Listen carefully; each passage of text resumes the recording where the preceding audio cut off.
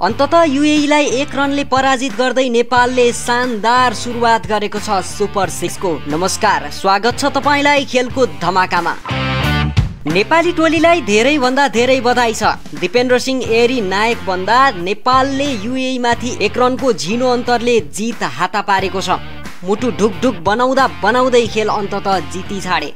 दिपेन्द्र सिंह एरीको शानदार प्रदर्शन रह्यो, चाहे त्यो बलिङबाट हो चाहे फिल्डिङबाट शानदार प्रदर्शन गरे दिपेन्द्र सिंह एरीले।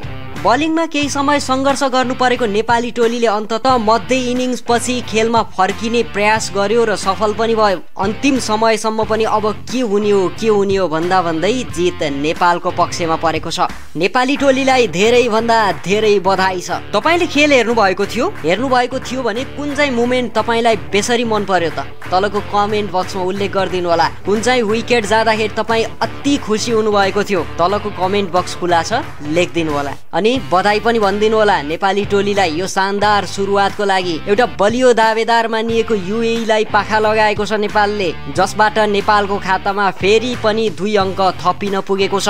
समूह चरणबाट 2 अङ्क बोकेर आएका नेपाली टोली र युएई टोली मध्ये आज प्रतिस्पर्धा भएको थियो, जसले जिते पनि 2 अङ्क जोडिएर अब 4 अङ्क हुनेवाला थियो। अन्ततः त्यो सुखद खबर नेपालले दिएको छ। नेपालले आफ्नो खातामा 2 अङ्क जोड्न सफल भयो, जसले गर्दा युएई को खातामा अझै पनि 2 अङ्क छ भने नेपालको खातामा 2 अङ्क जोडिएर अब भने 4 अङ्क रहेको छ। सुपर 6 को पहिलो खेलमै जित निकालेपछि अब भने झन् ठुलो आत्मविश्वासका साथ नेपाली टोली अगाडि बढ्नेछ। प्लेइङ 11 मा कुनै पनि खेलाडीहरूको परिवर्तन नगरिकन सोही प्लेइङ 11 लाई निरन्तरता दिएको नेपाली टोलीले केही ब्याट्सम्यानहरू सस्तैमा गुमाउन पुग्यो, केही बलरहरू महँगा साबित भए। अन्ततः जे जस्तो भए पनि जित नेपालको हातमा परेको छ। हामी आजको बसाइमा खेल अवधिभरि के कस्ता मोमेन्टहरू भए, खेलाडीहरूले कस्तो प्रदर्शन गरे, यी यावत विषयहरूमा चर्चा गर्नेछौँ। हामीसँग अन्तिमसम्म रहेर साथ दिनुहोला। हाम्रो च्यानललाई सब्स्क्राइब गर्नुभएको छैन भने सब्स्क्राइब गरेर हामीसँग जोडिन सक्नुहुनेछ। पलपलका खेलकुदसँग सम्बन्धित गतिविधिहरू हाम्रो च्यानलमा पाउन सक्नुहुनेछ। तपाईले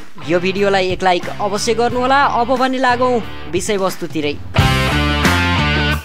आइसिसी टी20 विश्वकप एसिया तथा इस्ट एसिया पेसिफिक छनौट अन्तर्गत सुपर 6 को पहिलो खेलमा नेपालले युएई माथि 1 रनको रोमाञ्चक जित निकालेको छ। नेपालले दिएको 141 रनको लक्ष्य पछ्याएको युएईले निर्धारित 20 ओभरको समाप्तिमा 139 रन मात्र बनाउन सफल भएपछि नेपालले रोमाञ्चक जित निकाल्न सफल भएको हो। नेपालले निर्धारित 20 ओभरको समाप्तिमा 6 विकेट गुमाएर 140 रन जोडेको थियो। जवाफमा 141 रनको लक्ष्य पछ्याएको युएईले निर्धारित 20 ओभरको समाप्तिसँगै 9 विकेट गुमाएर 139 रन मात्र बनाउन सक्यो। अन्तिम बलमा 3 रन चाहिँदा युएई 1 रन मात्र जोड्न सफल भएको थियो। युएई का लागि अलिसान सर्राफुले 58 रनको अर्धशतकीय इनिङ्स खेल्दा ध्रुव पार्सवारले 32 रन बनाउन सफल भएका थिए। त्यस्तै ओपनर जोनाथन फिगीले 19 रन बनाउँदा जाहिद अलीले 11 रन बनाउन सफल भएका थिए। नेपालका लागि दिपेन्द्र सिंह एरीले 3 विकेट लिँदा सोमपाल कामी, गुलसन झा र सन्दीप लामिछानेले समान 1-1 विकेट हाता पार्न सफल भएका थिए। त्यसअघि युएई विरुद्ध टस जितेर पहिला ब्याटिङ गर्ने निर्णय गरेको नेपालका लागि ओपनर आसिफ शेखले 47 बलमा 4 चौका र 1 छक्काको सहयोगमा 51 रनको अर्धशतकीय इनिङ्स खेल्दा कुशल भुर्तेलले 26 बलमा 28 रन बनाएका थिए। यी दुई बीच पहिलो विकेटका लागि नै 56 रनको साझेदारी बनेको थियो। त्यस्तै रोहित पौडेलले 20 रन बनाउँदा कुशल मल्लले 10 रन बनाए। थप दोहोरो स्कोरका रूपमा गुलसन झाले 14 रन बटुल्न सफल भए। युएई का लागि जुनाइद सिद्दिकी, मुहम्मद रोहिद, जाहिद अली, हाइदर अली, हर्षित कौशिक, ध्रुव पार्सवारले समान 1-1 विकेट निकालेका थिए। नेपालले आफ्नो प्लेइङ 11 मा कुनै पनि परिवर्तन गरेको थिएन।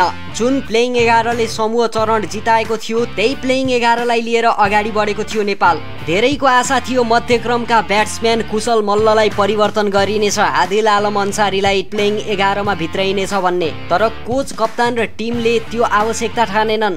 सोही प्लेइङ 11 लाई नै निरन्तरता दिने निर्णय गरियो। जुन आज अलिकति मात्रै बलिङ डिपार्ट फितलो भइदिएको भए त्यो निर्णय घातक साबित हुन सक्थ्यो। ब्याटिङ लाइनअपलाई सरसर्ती निहाल्दा कुशल भुर्तेलले 26 बल खेल्दा 28 रन बनाए, जसमा 2 चौका र 2 छक्का समावेश छन्। यो राम्रो सुरुवात थियो कुशल भुर्तेलका तर्फबाट। त्यस्तै आसिफ शेखले पनि आफ्नो ड्युटी जिम्मेवारी पूर्वक निभाए। उनले 47 बलको सामना गर्दा 51 रनको पारी खेले, जसमा 4 चौका 1 छक्का समावेश थिए। त्यसपछि आएका रोहित कुमार पौडेलले 19 बलको सामना गर्दा 20 रन जोड्न सफल भए, जसमा 1 चौका समावेश थियो। तर त्यसपछि आएका कुशल मल्ल आज पनि फलदायी साबित हुन सकेनन् टिमका लागि। 3 डाउन अर्थात् चौथो नम्बरमा कुशल मल्ललाई जिम्मेवारी दिएर क्रिजमा पठाइएको थियो। उनले 11 बलको सामना गर्दा ठूला शटहरू खेल्न सकेनन्, मात्र 10 रनमा चित्त बुझाउँदै पेभिलियनको बाटो तताए। हामीले देखेको कुशल मल्लको फर्म यो होइन। हामीले देखेको कुशल मल्ल त सर्वाधिक छिटो T20 मा शतक बनाउने कुशल मल्ल हो। खोइ त्यो फर्म खोइ।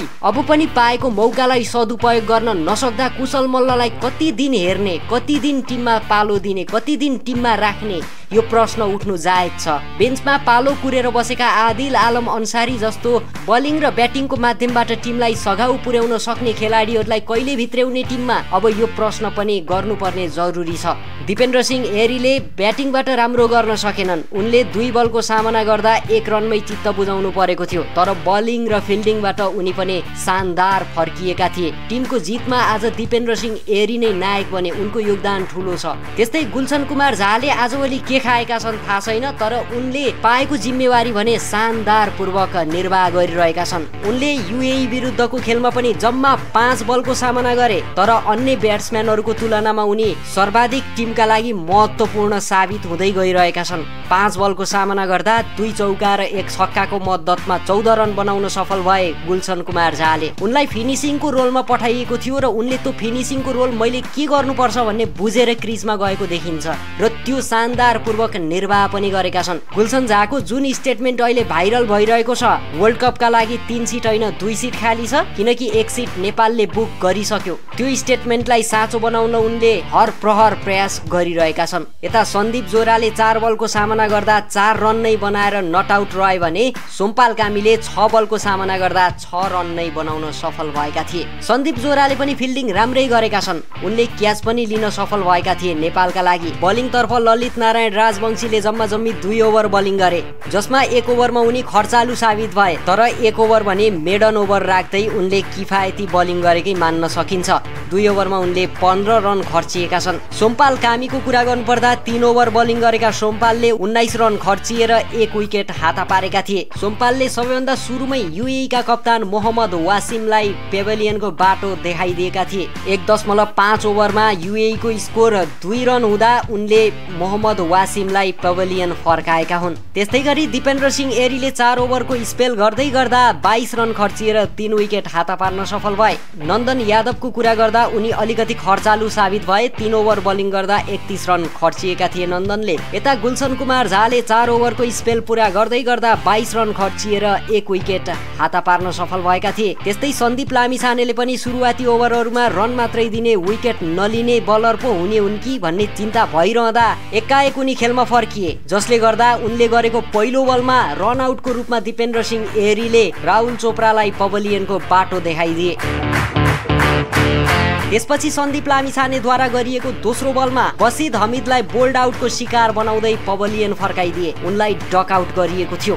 सन्दीप लामिछानेले पनि आफ्नो स्पेलको 4 ओभर बलिङ गर्दै 29 रन खर्चिएर 1 विकेट आफ्नो खातामा जोड्न सफल भएका थिए। पक्कै पनि अत्यन्त महत्त्वपूर्ण खेल जब हुन्छ त्यति बेला नेपालले सङ्घर्ष गर्नु परेको छ ब्याटिङमा। ब्याटिङ लाइनअप अलिकति बलियो हुने हो भने बलिङ डिपार्ट त एकदमै मजबुत छ नेपालको। तपाईलाई के लाग्छ? नेपालले ब्याटिङमा सुधार गर्नुपर्ने देख्नुहुन्छ या देख्नुहुन्न? तलको कमेन्ट बक्समा उल्लेख गरिदिनु होला। नेपालको महत्त्वपूर्ण खेलहरूमा नेपाली टोलीलाई बलिङ डिपार्टले नै जोगाइरहेको छ भन्दा पनि फरक नपर्ला। तर कहिलेसम्म यदि बलिङ डिपार्टबाट एकजना मात्रै बलर महँगो साबित हुन अन्य बलरहरूले चाहेर पनि खेललाई खेलमा फर्काउन नसक्ने अवस्था हुन जान सक्छ भोलिका दिनमा। तसर्थ ख्याल गरियोस्, प्लेइङ 11 बनाउँदै गर्दाखेरि सबै दृष्टिकोणबाट हेरियोस्। हिजोका दिनमा खेल जिताएको प्लेइङ 11 हो भन्दैमा फर्ममा नभएका खेलाडीहरूलाई प्लेइङ 11 मा राख्ने गलत निर्णय नगरियोस्। होस् नेपाली टिमलाई र कोचलाई यही सुझाव दिँदै खेल हेर्नु भएको थियो भने तपाईको मनमा लागेका धारणाहरू के छन्, हाम्रा कुराहरूसँग तपाईँ सहमत हुनुहुन्छ या हुनुहुन्न, जे जस्तो लाग्छ तपाईको मनमा लागेका धारणाहरू तलको कमेन्ट बक्समा उल्लेख गर्दै गर्नुहोला। हामी भने पलपलका अपडेट सहित फेरि उपस्थित हुने नै छौँ। त्यतिन्जेलसम्मका लागि तपाईको बाँकी पल शुभ अनि सुखद बितोस्। नमस्कार।